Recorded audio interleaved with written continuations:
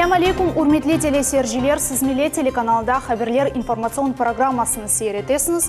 Студияда мен Лиля Веджат Челышам вешімдікі сатқа бөле малюмат.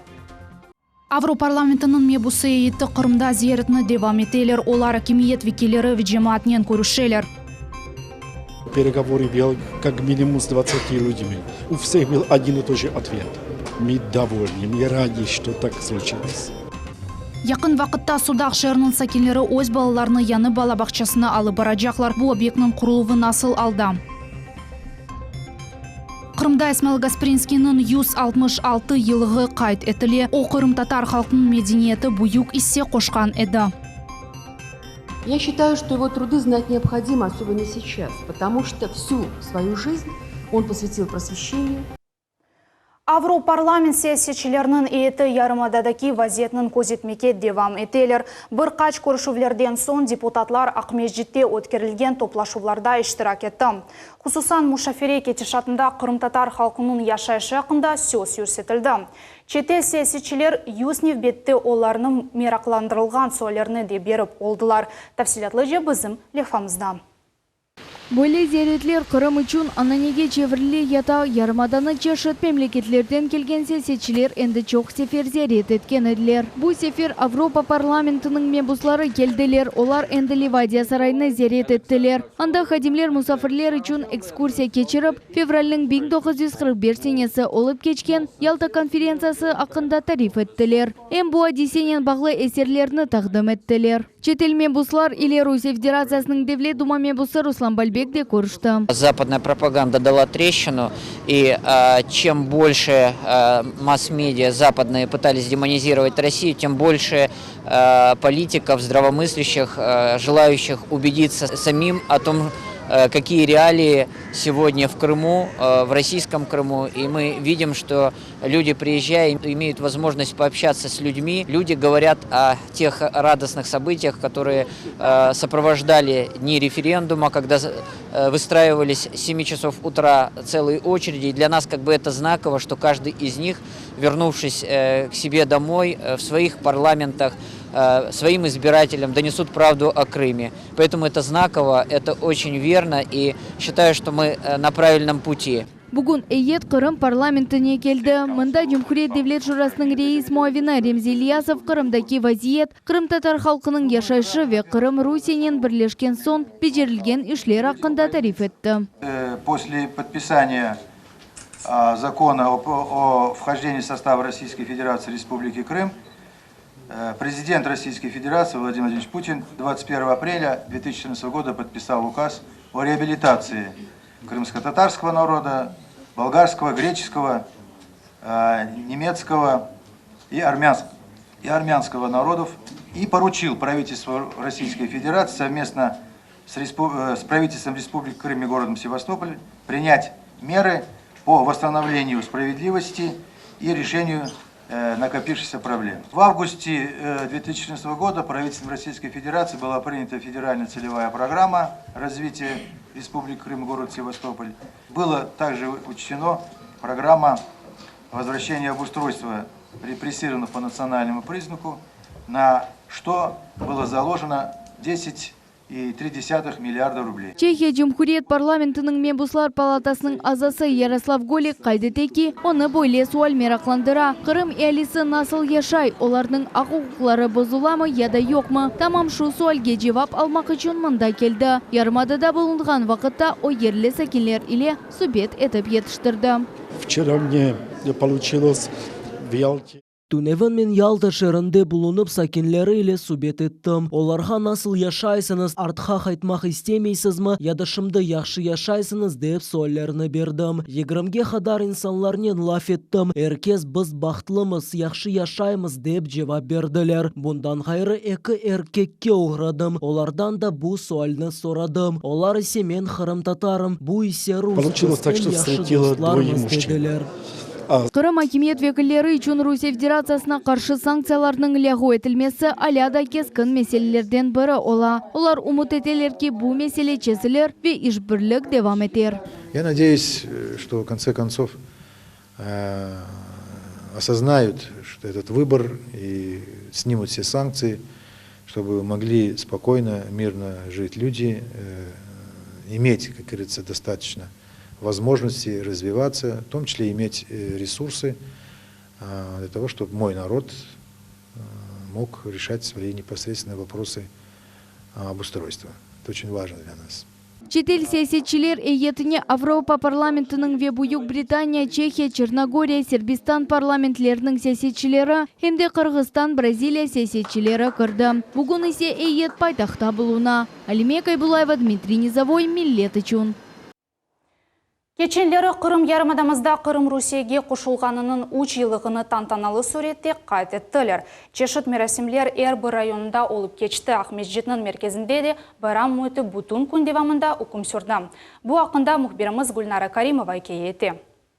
Ахмеджетінің Ленин адына мейданында Қырым Жумхурет Русия Федерациясы эркенына қошылған күнге бағышланған концерт өткерілді. Концерт черчевесінде вместе адлы жемаат әрекеті флешмоб тешкіл етті. Қырым пайтақтының мерkezінде чоқтан чоқ инсан иштирак етіп, сайлау бюллетені шекілінде буйық баннерны аштылар. Оның көлемі 6 метрға 9 метрні тешкіл етті.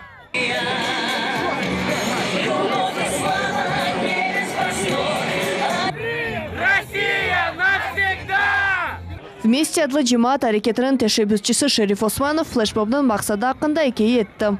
Сегодня мы организовываем народную акцию вместе с Россией. Организатором этой акции является общественное движение «Вместе». Этой акцией мы хотим продемонстрировать единство всех крымчан, о том, что мы прожили уже 3 года в составе России и стали ближе друг к другу. Сзади у меня бюллетень, который был на референдуме, и галочка стоит на том пункте, где большинство крымчан сделало выбор в отношении того, чтобы Крым был вместе с Россией. Қырым Жумхуретінің шу жүмледен Ақмежет шайырының ижади тақымлары Верусия эстрадасының белі артистлері байрам концертінде чықышта болундылар. Мерасимге чоқтан чоқ ерлі сәкенлер, Верамаданын мусафирлері келді. Для меня праздник это мир. И по большому счету, я считаю, что мы просто счастливы, что мы живем в мире. И это не просто слово, во всяком случае, для меня последние 3 года. А это действительно, это суть всего того, что происходит. И всем крымчанам я желаю мира, любви, и чтобы мы все были просто добрыми, и просто внимательными, и счастливыми. Эрбір ойын тақымлары ве ержилар концерт сәжілеріне чоқ позитив дұйғыларыны бағышладылар. Біздің ватандашларымыз атты иш коллективлері ile бераберлікте келділер. Пришла с сотрудниками, мы из первой детской спортивной школы. Приятно, молодежь наша танцует. Пришла с сотрудниками отмечать День воссоединения Крыма с Россией. Ходили на подобные мероприятия, веселились со всеми, что все хорошо. Oyun takımları Kırım Tatar, Rus, Ukrayn, Yahudi, Ermeni ve diğer halkların milli oyunlarını takdim ettiler. Yırcılar ise herkesge belli olgan yerlerini icra ettiler.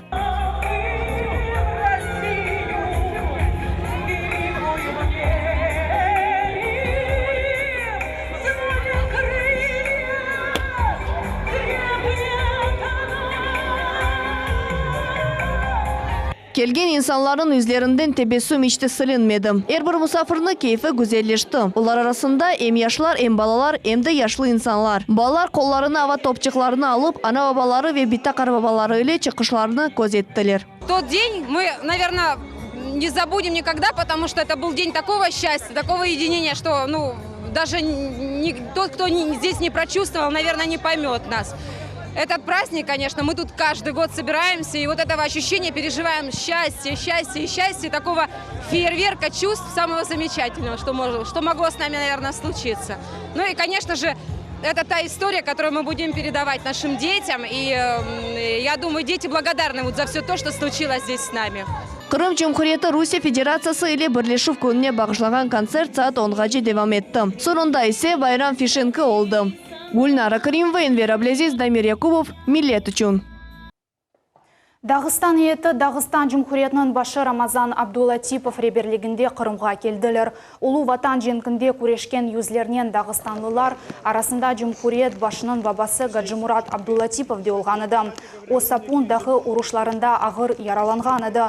Оның қатарасына Дағыстанлыларының тешкірлеріні білдіріп, Рамазан бей бабасы яраланған ерде кечі кабиде тікледі ве яқын терегіні сачты. Ет векелері ақияр ветеранлары еле берабер гулер қойдылар, Қырым Русия еркянына кіргенні себебінден қуанчларына қайт еттілер.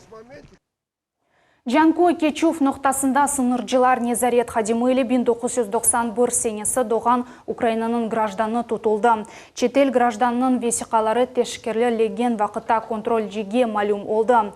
26 яшлы әркек кіші ақияр шырының ішкі ішлер органлары тешебісі бойынша федераль араштырувда болуна екен. Да бір вақия армянс Кечув ноқтасында юз берді. Украина гражданы олған қадының весиқалары ресмелештірілген вақыт идаре Хадимы адланды ке весиқаларны теслим еткен кіші яқын вақыттан берле жинайчилікте қабатланып, федераль араштырылуға илан етілді. Қанун бозғанларны екісі дермені базар шәрі бойынша Русия ішкі ішлер назарлығыне теслим етілді. Четел гражданларны незбеттен жинай ішлер махкемеге незамында бақылмаздан евел бір ерге чықмамақ имзалыну фақта жаза сечілді. Украина президенті Петр Порошенко білдірді ки Донбасс радикаллары иле қамачаф етілген нәтижесінде Украина бұл территорияға енді тесір етіп оламай. Бұл ақта девлет башы Киевде региональ қавсызлық шураның топлашуында білдірді. Украина президенті әмде қайт етті ки Украинаның энергетика металлургия бюджет саларына менфи тесір етілді.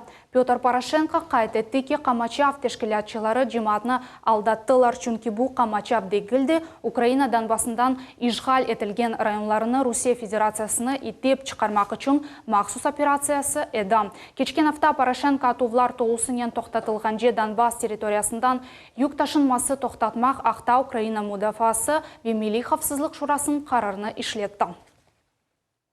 Судақ шерінің Долины қасабасында бала бақчаның құрыжылығы муафақиетілі девам етмекте. Мұнда 260 бала қатнай бөледжеклер. Бұл мұйым объектінің құрылығы Қырым Жұмхурет ве Судақ шерінің иқтисади инкешафы бойынша федераль мақсади программаға бинайын алып барыла.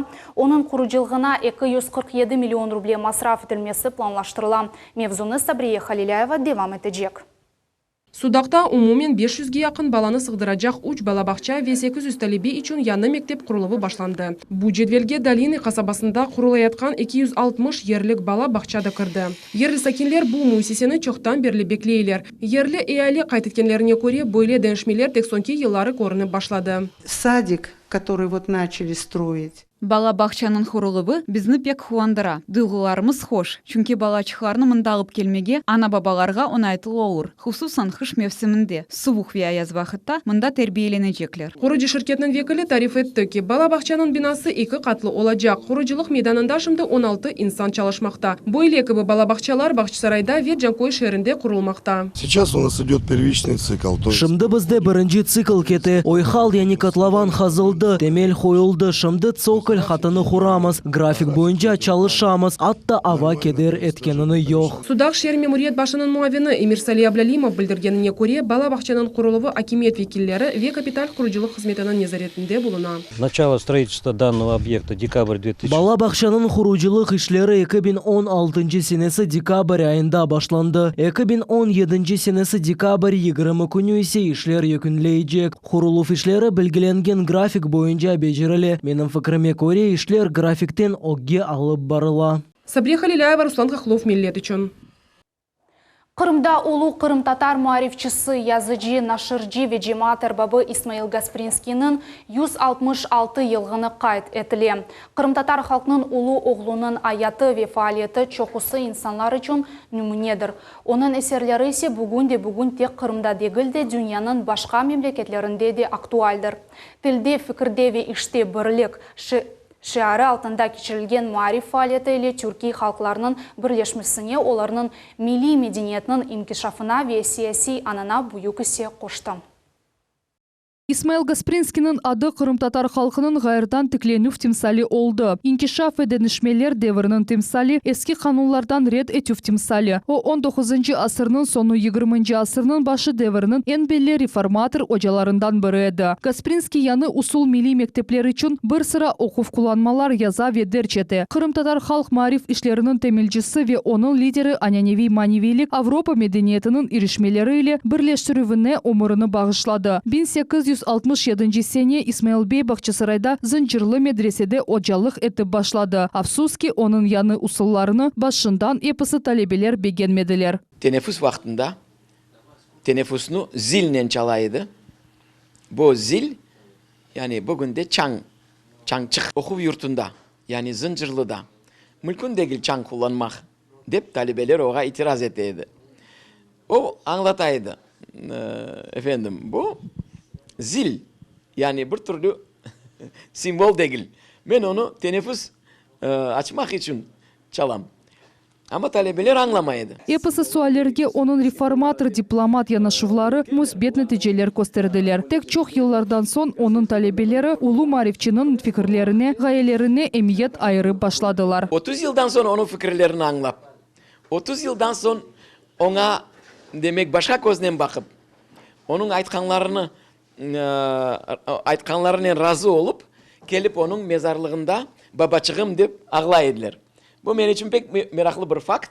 Yani o diplomatiya olarak kavgan en kötekten değil de sene seneden, yıldan yavaş yavaş fikirlerini geçirebildi. 1881 senesi Исмаил Гаспринский «Русское мусульманство. Мысли, заметки, наблюдения мусульманина» adlı очерк yazdı. Bu eser intellektual manifest oldu demege mümkün. Rusya Federasyasının Tahsil Naziri Olga Vasilyeva defalarca bu kitabın emniyetligi haqda kaydetti. Гаспринский 19. asırının sonu 20. asırının başının belli muhaliflerinden biri sayla dep saya. Я считаю, что его труды знать необходимо.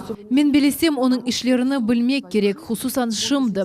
Çünkü öz yaşayışını o marifke bağışladı. O Ozı Baqçısarayda oca olarak çalıştı. İsmail Bey 19. asırının vatanperveri oldu. Rusiya devleti için Türk halklarının ayrılmaz kısmı oldu.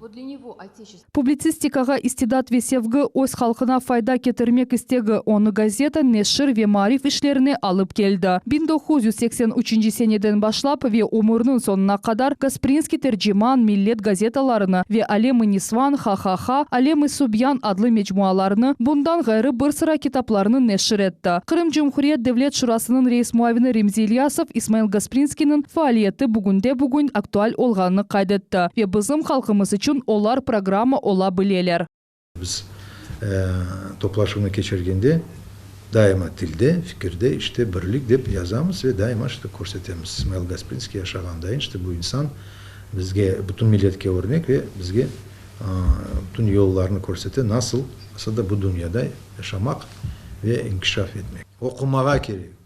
Okumağa öğrenmeye çünkü o zamanda o aytaydı ne çundur böyle oldu evvel Müslüman halklar, Müslüman devletler, hükümetlerde insanlar, ilim insanlar, naучный, ученые люди degendeyin.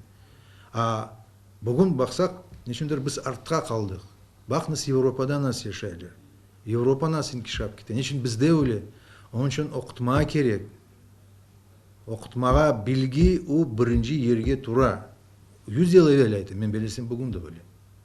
Bugün de böyle vaziyettemiz biz. 1910 senesi içtimai siyasi ve medeni marif faaliyeti için Fransız mecmuası ile onun namzeti Dünya Nobel mükafatına takdim etilgen edi. İsmail Гаспринский 1914 senesi vefat etti ve Baqçısarayda Zıncırlı medrese teritoriyasında көмілді. Ayşe Şulakova, Kim Bekirov, Dmitriy Nizavoy, Millet için. Акмежитте Кырым юлбашчысынын идеялары оғырында Юнан-Рома күреші бойынша бүтін Русия турнирінің тантаналы ачылығы олып кечті. Ярышлар ярымадамыз Русияның теркібіне кіргеннің 3 жылығына бағышланды. Тербірде Кырым юлбашчысы Сергей Аксенов, Русия бойынша спорт күреші федерациясының президенті Михаил Мамашвили, олимпик чемпион Рустем Казаков ве спорт назырлығының векелері іштірак еттілер. Ярышларда Кырым, Чеченистан, Дагыстан, Шимали Осетия, Адыгея, Ямало-Ненецкий, Мухтари-Дживар, Ростов-на-Дону, Краснодар вилаяттеринден, Донецк ве Луганск халк жумхурияттеринден ве Өзбекистандан келген 250 зияде спортчы иштирак этти. Улар арасында Олимпик оюнларынын галиплери болду. Иштиракчыларынын сайысына көрө ярышларны тек Аняневейде келди, халкара кибыде танымак мүмкүн. Ярышны ачып Сергей Аксенов эркезни байрам эле хайырлады. Под руководством нашего президента совершили чудо. Крым вернулся на историческую родину. И навсегда. Это уже никто не оспорит, никогда и не изменит. Наша задача создать вам реальные условия, комфортные для проживания, отдыха, восстановления, с тем, чтобы соревнования прошли на хорошем организационном уровне. Вот рад, что сегодня присутствует на ковре здесь действительно знаменитые борцы. Михаил Геннадьевич Мамиашвили, мой друг, действительно уделяет сейчас внимание Республике Крым, причем повышенное. И вот тот состав, который привезли сегодня наши гости, показывает, что к этому турниру очень большое внимание. Русия боюнча спорт күреш федерациясының президенті Михаил Мамиашвили хайырлауларга кошылып, спортчыларга муафакыйетлер тиледі. Хотя бы пожелать всем успехов. Эпинизге муафакыйетлер тилейм. Буны yerine getirmek üçün огде буюк вазифелер турмакта. Ve уларны тек күчлü insanlar yenip olurlar. Öyle insanlardan biri yolbaşçınız Сергей Аксенов. Ona insanlar inandı ve o da insanlarga inandı. Тантаналы ачылу мерасиминде Кырым Жумхуриятынын спорт күреши федерациясынын президенти Джемал Джангабеков иштирак этти. О Кырымдын спорт күрешине эмиетли иссе кошканы үчүн Сергей Аксеновга хатыра кубок бакшыш этти. Ребята, желаю, чтобы вы показали достойную. Баллар, мен сизге яхшы күрешни көстерип, эң күчлүү галипни казанганыңызды тилейм. СССРде нам казанган спорт устасы идманчы биринчи Кырым татар олимпик чемпиону Рустем Казаков айтаки, бу турнир өзүнү көстермеге имкан берип, Русиянын бирдемлигине кирмеге жардам эте. Многие борцы из всех городов России. Бу пек мирахлы турнир. Мында иштирак этмек үчүн Русиянын чешет көшелеринен баллар келдилер. Ве бу ярышта галип чыккан инсан спорт устасы унванын казаныр. Менин фикримче бу пек шерефледир. Мусафирлер угунде Кырымдын ижади такымлары чыгышта булундулар. Оларнын арасында белли Кырым татар Кырым ансамбль.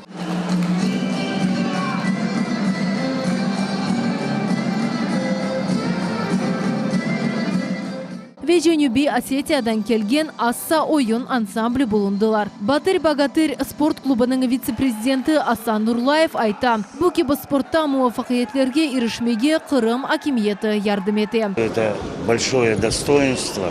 Біздің спортчыларымызға машалла ве бізге бұл дәрежелерге етмеге ярдым еткен адамларға тешекүрлер білдірем. Бүгін біздің балаларымыз бұл yıllar devamında ustalık derecesine көтерілділер. Біздің клубымызға күрешке қатнаған спортчылар арасында 80% Кырым татарлар ве біз олар үшін ғурур дуямыз. Русияның чемпионы Краснодар вилаятынден келген тақымның идманчысы Дилавер Аджибекиров айтаки, олар Кырым тақымы еле сыжақ дастане мунасебетлерінде болуналар. Бірде-бір музбет нетиже қазанмақ үшін çok idman etmek gerek değil. Турнирге күрешмеге келдік. Ondan hayır dostlayımız, birimizni qabul etemiz. Kırım balların, küreşçilerin Krasnodar'da 3 tane turnirde qabul etip barabar күрешеміз, сайламыз. Әрбір иштиракчы турнирге жиддийликне янаша 18 яшлы Азиз Яяев Кырым боюнча ярышларда муафакият эле иштирак этейди. Бу сеферде четте калмай жагына умут этем.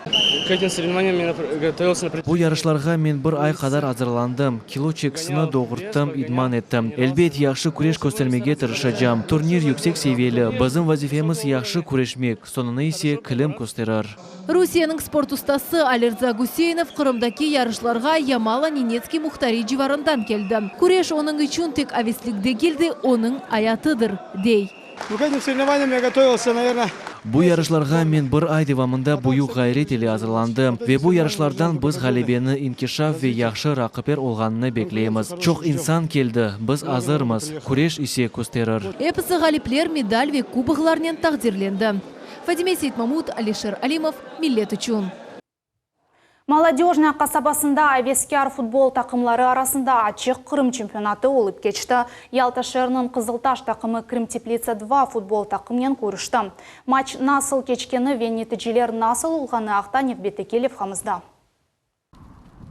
Елли аваға бақмадан матч пек файл сұратлы олып кечті. Көріне еді ки қыш тәтелерінден сон тақымлар ғалебелеріні пек сақындылар. Бірінші тайм көреш ве уджым иле толы олды. О матчта алетіже олды демек мүмкін. Қырмызы карточка, дорт сары карточка ве екі урылған гол бұлар епісі матчтың бірінші қысымна келді. Қызылташ қапысына әрте вақытлары юлынған голға бақмадан 7 дақиқадан сон қаршы тақымға да топ ұрдырылды. Наверное, где-то ребята подумали, что все, игра сделана, 1-1, забили с пенальти, 1-1 и, сломя голову, бросились вперед. Не нужно было этого делать, нужно было продолжать играть свою игру. Поэтому, я думаю, не разорвали свои моменты. Любой матч – это опыт. И поэтому и с поражения, и с ничьих, и с побед нужно делать какие-то выводы. Будем делать выводы дальше.